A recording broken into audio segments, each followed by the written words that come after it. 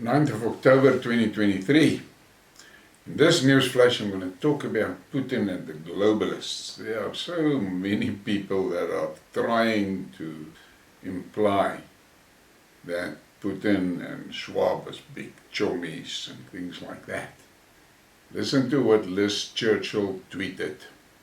The World Economic Forum's Klaus Schwab is a globalist terrorist who is holding humanity to ransom.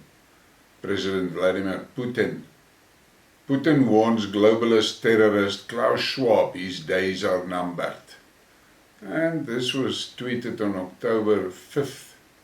And as you can see there, the fact was checked. But yet there are some of these dreamers that are suggesting Putin is in cahoots with the globalists. They've got no clue what they're talking about.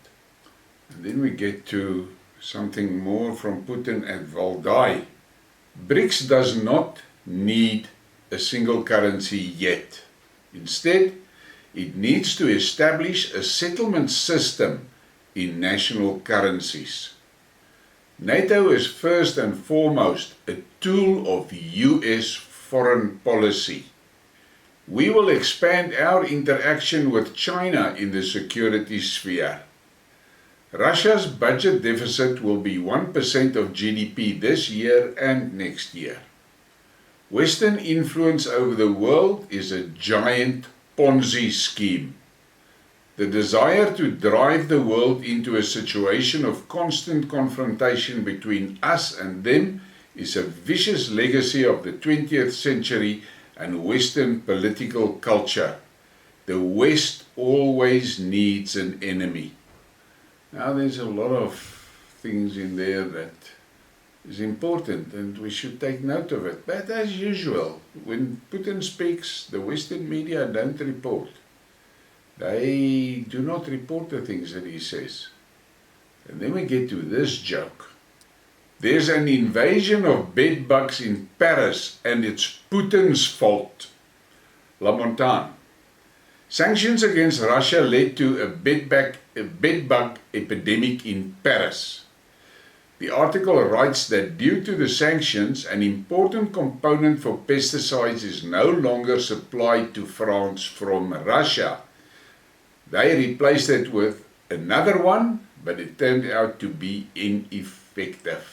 And I've read many articles about it. Apparently, that bedbug infestation in France is serious, very serious.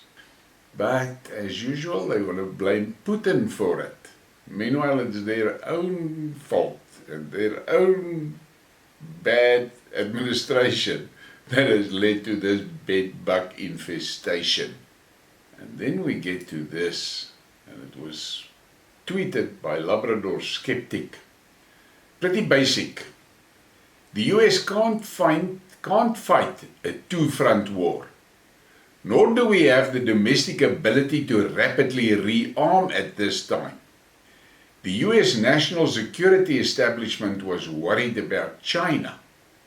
Meanwhile, the Russians and Iranians were looking at each other saying, "Do you see what I see?"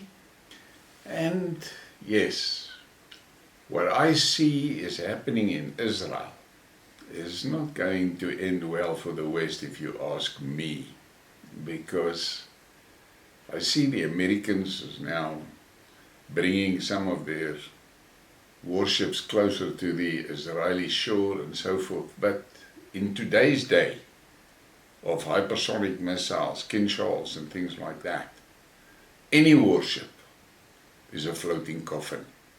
Doesn't matter to which country it belongs. The thing is a floating coffin. And what is happening in the Middle East is troublesome. But we need to keep perspective. We just need to keep perspective. I am still of the opinion that that whole fiasco there was engineered to give the Americans an off-ramp out of Ukraine. But let's see how that unfolds. In the meanwhile, there's a lot of people in Israel dying unnecessarily and dying because of political games played by politicians. Please give me a like and a subscribe and share the thing. Thank you for your support.